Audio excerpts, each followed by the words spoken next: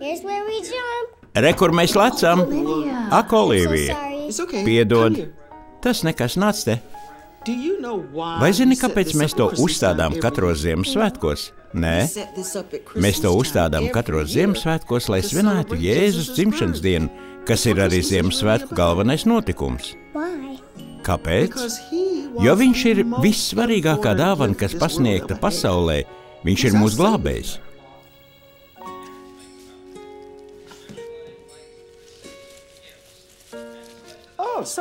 Olivija, ko tu visvairāk gaidi šajos Ziemassvētkos? Neskaitot dāvanas? Jā, neskaitot dāvanas. 2 brīvas nedēļas no skolas. Un, protams, slavenie 3-kāršās šokolādes cepumi. Tu esi pārliecināta, ka sacepšu? Es ceru, neaizmirsīsim, ka Ziemassvētkos ir pats svarīgākais. Es zinu, vecmāmiņa, Jēzus.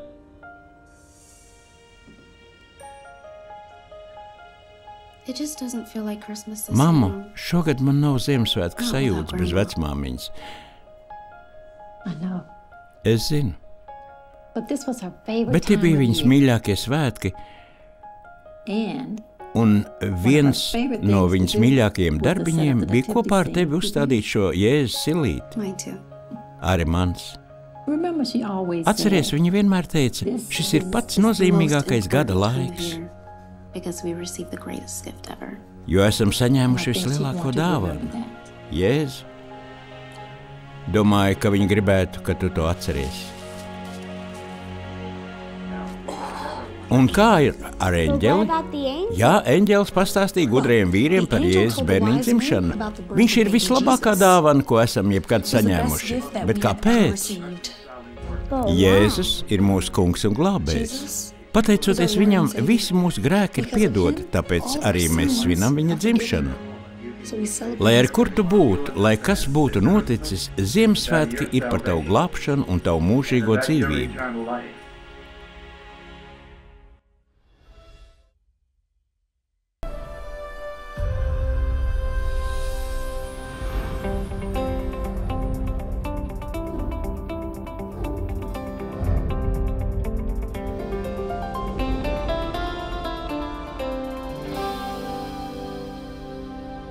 Raidījums Kontakts ar Čārlzu Stenliju, nesot evaņģeliju visā pasaulē.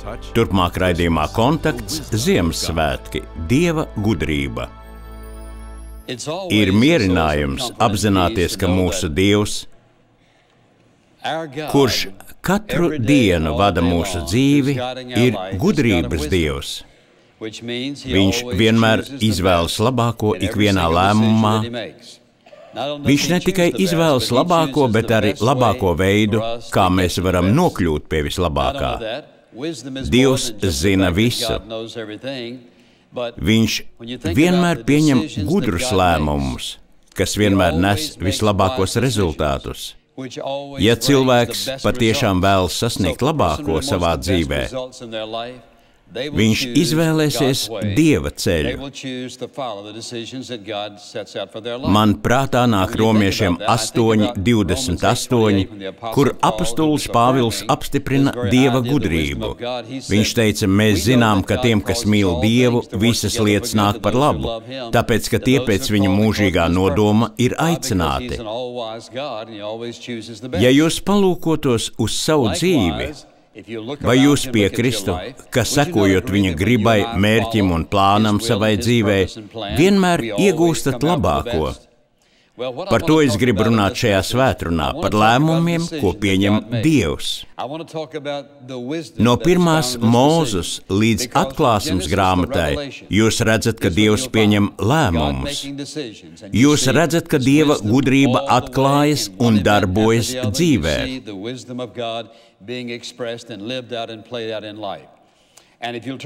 Vēstule Romiešiem 11. nodaļa. Pāvils šeit izpauž, sludina un izskaidro Dieva gudrību. Cik ļoti gudrs ir Dieva pestīšanas plāns. 11. nodaļas 33. pantā Pāvils izplūst emocijās, un šajos brīnišķīgajos slavas vārdos Dievam sakot, kāds Dieva bagātības, gudrības un atziņas dziļums, cik neizprotamas viņa tiesas un cik neizdibināmi viņa ceļi.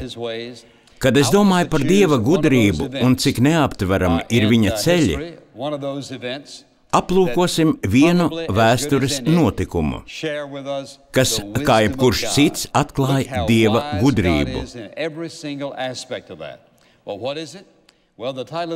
Šīs svētrunas nosaukums ir Ziemassvētki Dieva gudrība.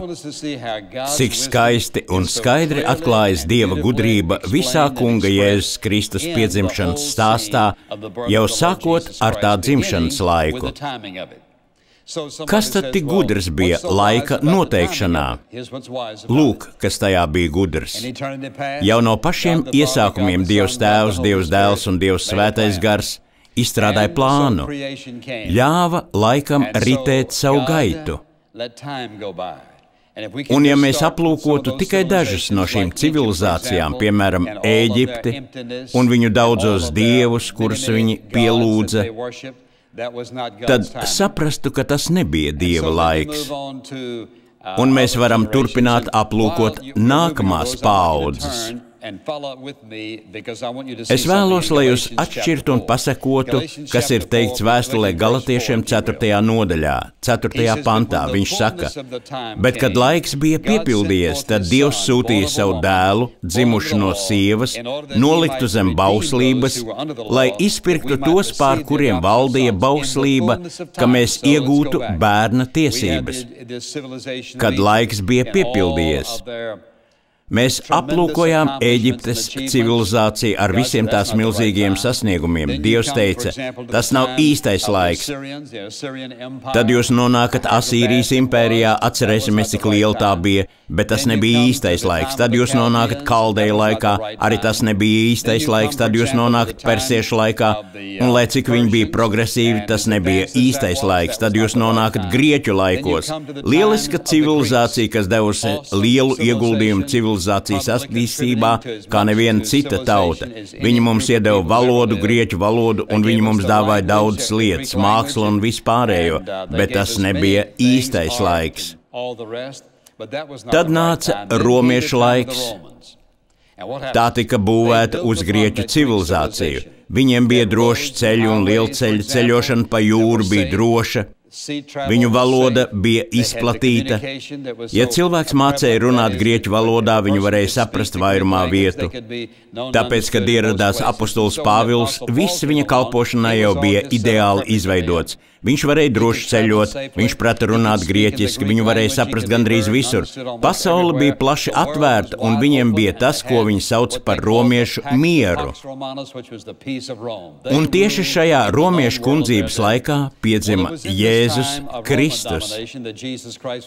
Bībelē teikts, kad laiks bija piepildījies. Dievs redzēja, ka šis ir visīstākais laiks, lai īstenotu savu nodomu un piepildītu savu plānu. Tad kungs Jēzus Kristus piedzima. Dievs neko nedara nejauši. Tikpat precīzi, skaidri un rūpīgi, cik Dievs bija izplānojis sava dēla piedzimšanu, tieši tāpat Dievs rūpējās par tavu un manu dzīves laiku, lai piepildītos viņa mērķi mūsu dzīvē. Viņš zina, cik ilgi mums jādzīvo, un tāpēc viņš katru dienu gudri darbojas mūsu dzīvē. Viņš ir izvēlējies mērķus. Viņš zina, kā mēs varam sasniegt šos mērķus savā dzīvē.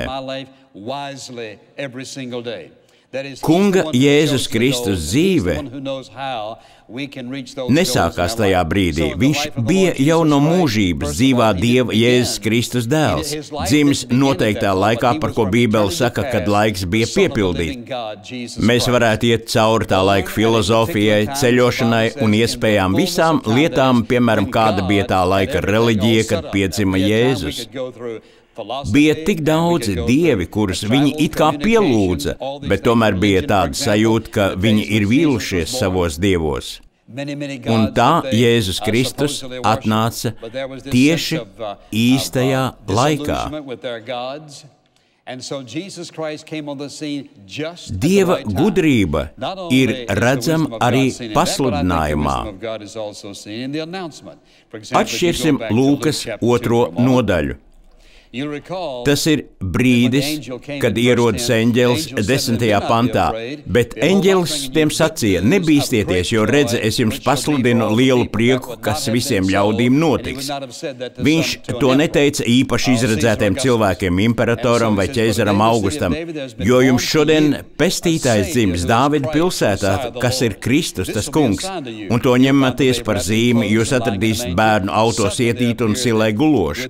Un piepeš tur pie eņģeļi bija debesu pulku draudze, tie slavēja Dievu un sacīja: gods Dievam augstībā un miers virs zemes un cilvēkiem labs prāts. Un kad nu visi eņģeļi no tiem bija aizgājuši uz debesīm, tad gan sāka runāt savā starpā: ejam tad nu uz Bētlēmu raudzīt, kas noticis, ko tas kungs mums licis paziņot. Viņiem nebija šaubu, kas bija šie eņģeļi. Cilvēki gaidīja Mesijas atnākšanu.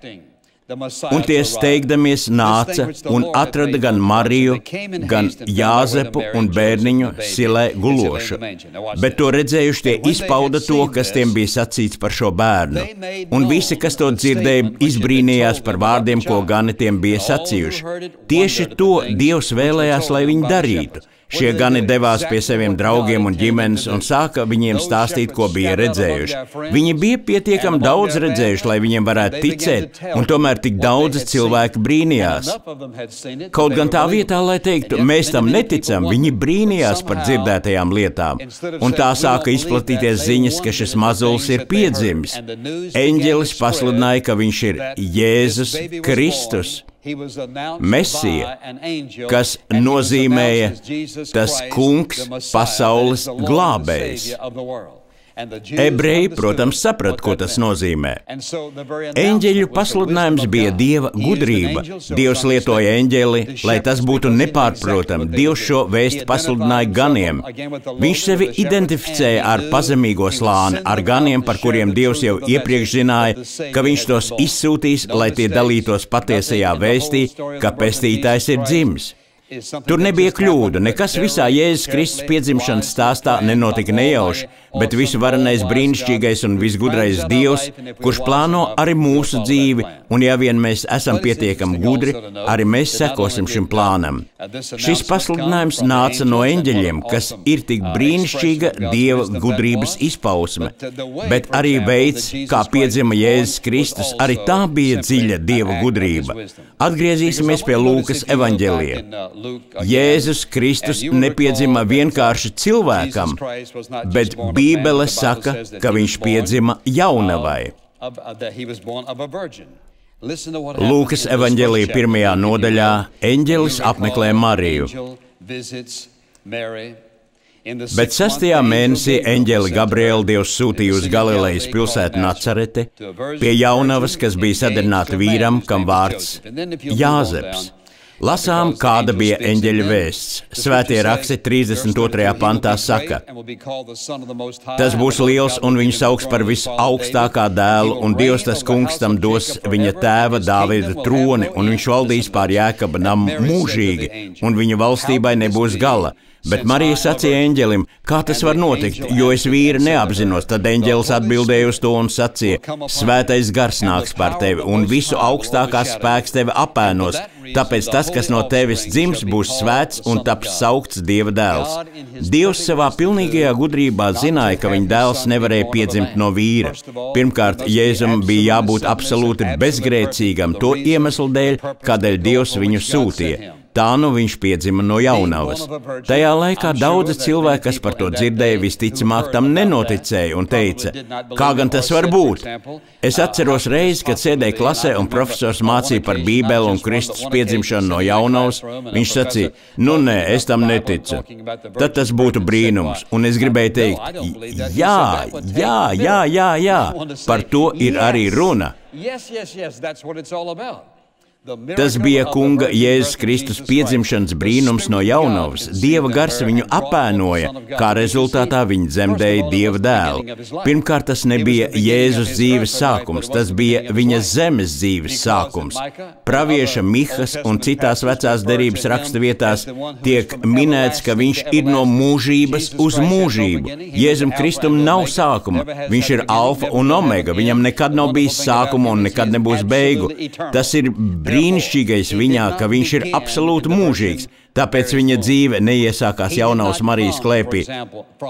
Viņš nepiedzima no viņas vīra Jāzepa, bet Dieva gars šajā sievietē ielika savu paša dzīvību, paša Dieva dēla personu. Kad es domāju par Dieva gudrību, es domāju arī par pašu vārdu, kas viņam tika iedots. Eņģeļi viņam deva vārdu Jēzus. Un tā Marija viņu nosauca par Jēzu. Jūs teiksiet, kas tad tajā visā ir tik gudrs? Pirmkārt, vārds Jēzus tajā laikā bija ļoti izplatīts vārds. Daudzi ebreju zēni tika saukti par Jēzu. Un kāpēc viņš netika nosaukts pavisam citādāk? Tad man jājautā, kāds bija Jēzus. Viņš vienmēr identificējās ar zemajiem. Kāpēc viņš tika kristīts? Vai tāpēc, ka viņš bija grēcinieks? Nē. Viņš tika kristīts, lai varētu identificēties ar grēcīgo cilvēci. Un kad mēs runājam par viņa vārdu, Jēzus, ebreju valodā tas ir vārds Ješua. Ko šis vārds nozīmē? Jahves glābējs. Vai tā bija sagadīšanās? Vai kaut kas tāds, kas notika nejauši? Nē, viņš bija Jahves glābējs. Šis vārds parādīja galveno mērķi, kāpēc viņš nāca, lai atbrīvotu cilvēku no grēkiem un kļūtu par pasaules glābēju. Ja paskatās uz viņa dzīves iesākumu un visiem notikumiem, rodas jautājums, kāpēc viņš nāca? Kāpēc Tēvs sūtīja dēlu?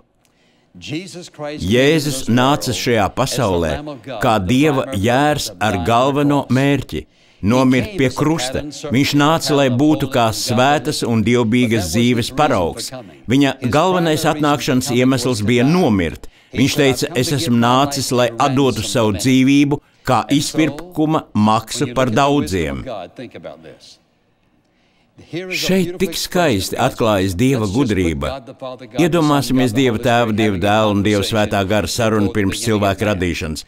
Zinādami, ka cilvēks kritīs grēkā, Dievs saka, kā mēs atpestīsim cilvēci? Lūk, ko mēs varētu darīt. Mēs varētu dot cilvēkam virkni noteikumu un likumu, saskaņā ar kuriem tam būtu jādzīvo. Un tāpēc, ja viņš ievēros visus šos likumus, jeb noteiktu priekšrakstu un noteikumu skaitu, tad viņam tiks piedota viņa grēku un mēs viņu pieņemsim Dieva ģimenē. Tāpēc viņam tiks piedots un viņš varēs kļūt par Dieva bērnu. Bet cilvēka grēcīgās dabas dēļ viņš nespēs ievērot visus šos likumus un noteikumus. Turklāt, pazīstot cilvēka dabu, pastāv iespēja par domu dalīšanos. Kas tad īsti ir šie likumi un noteikumi? Iespējams, cilvēki nespēs par tiem visiem vienoties, tāpēc tas nedarbosies. Cilvēkam vajadzētu būt labam savā rīcībā. Tā kā viņam ir grēcīga daba, mēs zinām, ka viņš nerīkosies labi, jo viņš to nespēs. Tā kā viņa grēcīgā daba ir grēcīga, līdz ar to viņš arī grēkos. Rezultātā viņš tiks atšķirts no mums. Ko mēs darīsim? Un ko tad beigās Dievs izdarīja? Viņš nolēma, ka ir tikai viens veids, kā cilvēkam saņemt grēku piedošanu. Un viena no lietām, ar ko Dievam bija jātiek galā, ir šī. Dievam bija jāatrisina šī problēma. Ja Dievs ir pilnīgi svēts, bet cilvēks grēcīgs, un cilvēks noteikti grēkos un pēc tam mirs, ko darīs? Kā mēs ar to tiksim galā? Bija tikai viens ceļš. Dievs savā gudrībā zināja, ka cilvēks savā spēkā nekad nespēs ievērot visus likumus un noteikumus, un tad vēl atcelt grēku. Cilvēks nevarēja dzīvot askētismā, radot sev sāpes, lai padarītu sev pieņemamu Dievam. Cilvēks pats par sevi it neko nevarēja darīt, lai būtu pieņemams Dievam, un viņš joprojām to nespēja. Dievam bija jāizlemj. Kā joprojām palikt savā pilnīgajā svētumā un tajā pašā laikā piedot cilvēkam, kurš nevar sev palīdzēt? Bija tikai viens ceļš, un Dievs savā gudrībā izvēlējās to darīt. Svētā trīsvienība, Dievs Tēvs, Dievs Dēls un Dievs Svētais Gars pieņēma lēmumu. Viņi nolēma, ka Jēzus Kristus, Dieva dēls, kas ir pats Dievs, nāk šajā pasaulē, piedzims no jaunavas, dzīvo starp cilvēkiem un gal galā dosies pie krusta. Un pie šī krusta viņš atdos savu dzīvību. Upura jērs, kurš piedzima kūtī kā jērs, viņš piedzima maizes namā, lai būtu dzīvības maize. Viņš atdeva savu dzīvību kā upuris, kā mūsu grēku aizvietotājs, visas cilvēces labā. Un vienīgais cilvēks, kuram bija pa spēkam to izdarīt, bija pats Dievs. Tāpēc, ka jebkurš cits cilvēks uz zemes būtu bijis grēcinieks, līdz ar to viņš nevarēja nomirt par saviem grēkiem, lai tie tiktu izdzēsti, tas nedarbotos. Un tā Dievs savā pilnīgajā gudrībā izvēlējās nākt šajā pasaulē. Viņš izvēlējās piedzimt no jaunavas, nodzīvot savu dzīvi, doties pie krusta, ar romiešu spēku tikt pie tā piesistam, jo pats Dievs bija iepriekš nolēms, ka viņam būs nomirt upura nāvē mūsu vietā, lai ikvienam tiktu piedoti viņu grēki, neatkarīgi no tā, kas viņi ir, ja vien viņi pieņems viņu kā Dieva dēlu. Tas fakts, ka viņš ar savu nāvi mūs izpirka, nozīmē, ka par mums ir samaksāts. Esot par mūsu aizstājēju, viņš ieņēma mūsu vietu, un tajā brīdī, kad cilvēks ir gatavs pieņemt viņu kā savu glābēju, atzīstot viņa krusta nāvi, tad viņa grēki tiek piedoti, un viņa vārds tiek ierakstīts jēra dzīvības grāmatā. Un viņš tiek apzīmogots kā visuvarenā Dieva bērns un atrodas mūžīgā drošībā, kamēr vien dzīvos uz šīs zemes un visā mūžībā. Dievs savā gudrībā teica, ka var būt tikai viens ceļš, viens cilvēks, viens krusts, viena nāve, viens aizstājējs, viens brīnišķīgs upuris par cilvēces grēkiem, un tā ir Jēzus Kristus persona. Mēs redzam silītes ainu, bet pār to stāv Kristus krusts. Dievs, kas mums deva šo vienīgo atpestīšanas plānu, sacīja: tā mēs darīsim, šis ir mūsu ceļš. Jūs varētu teikt, bet vai tas nav diezgan augstprātīgi? Jūs varētu vainot Dievu. Nu vai tad nevar būt vēl kāds cits ceļš, viens ceļš? Un to Jēzus pateica ļoti skaidri, ļoti vienkārši. Viņš teica: es esmu ceļš, patiesība un dzīvība. Neviens netiek pie Tēva kā vien caur mani. Vai jūs zināt, par ko ir Ziemassvētki? Ziemassvētki ir šī brīnišķīgā Dieva svētās, nevainojamās gudrības demonstrācija, kad viņš mīlēja cilvēku un deva mums pestītāju tādā veidā, kādā mēs nekad to nespētu izdzēst no sava prāta. Mēs nespētu aizmirst šo silītes ainu, kad Dievs atnāca uz zemes savā majestātes pilnībā. Viņš atnāca kā cilvēks, lai neviens uz zemes virsmas netiktu viņa godības, spožuma un varenības apžilbināts. Viņam bija jāiemājo cilvēka ķermenī, lai mēs spētu uz viņu skatīties. Ja Dievs saka, ka ir tikai viens ceļš, bet jūs sakāt, bet es atkal domāju, nav nozīmes tam, kam es ticu un kam tici tu. Dievs teica, ka ir viens ceļš, tikai viens ceļš. Un šeit ir tas brīnišķīgais. Viņš to ir padarījis tik vienkārši. Jums nekas nav jānopelna, nekur nav jāiet, nav jābūt nekam īpašam, jums nav jābūt izglītībai. Patiesībā jums nevajag it nekādas materiālas lietas, ko cilvēks jebkad varētu izdomāt. Vienkārši uzticieties viņam, ticiet viņam. Pieņemiet viņa teikto par patiesību. Kā jūs to varat izdarīt? Sakiet, Kungs Jēzu, visus šos gadus es biju aizgriezis tavu muguru. Es lūdzu piedod man manus grēkus, un es ticu, ka tava nāve pie krusta pilnībā samaksāja manu grēku parādu, jo tā saka tavs vārds. Tāpēc es lūdzu tev piedot manus grēkus, balstoties tajā, ko tu izdarīji pie krusta. Es uzticos tev kā savam personīgajam glābējam. Ja jūs to teicāt, tad jūs esat izdarījis visgudrāko lēmumu, ko vien iespējams uz šīs zemes izdarīt. Saņemiet mūžīgās dzīvības dāvanu caur šo personu Jēzu Kristu. Lūk, par ko ir Ziemassvētki. Tēvs, mēs esam tik pateicīgi. Tu savā abrīnojamā gudrībā kontrolēji un pārvaldīji ikvienu sava dēla atnākšanas aspektu. Un tagad mēs pēc visiem šiem daudziem simtiem gadu tev pielūdzam, tevi slavējam, svētījam, paklausām un noliecamies tavā priekšā. Mēs pazemojamies tavā priekšā ar atzinību un pielūgsmi par tavu abrīnojamo gudrību. Lai svētais gars runā uz daudzu, jo daudzu cilvēku sirdīm. Lai viņi pieņemtu Kristu kā savu personīgo glābēju. Jo tu esi mūsu vienīgā cerība un vienīgās durvis uz debesīm. Viņa brīnišķīgā vārdā mēs to lūdzam. Āmen! Ja esat saņēmis svētību klausoties šodienas raidījumu, lūdzu ieskatieties internetlapā intouch.org. InTouch vada cilvēkus visā pasaulē dziļākās attiecībās ar Jēzu Kristu, stiprinot vietējo draudzi. Šo raidījumu sponsorē InTouch ministrija un tā skanējums iespējams pateicoties Dieva žēlastībai un jūsu uzticīgajām lūgšanām un dāvanām.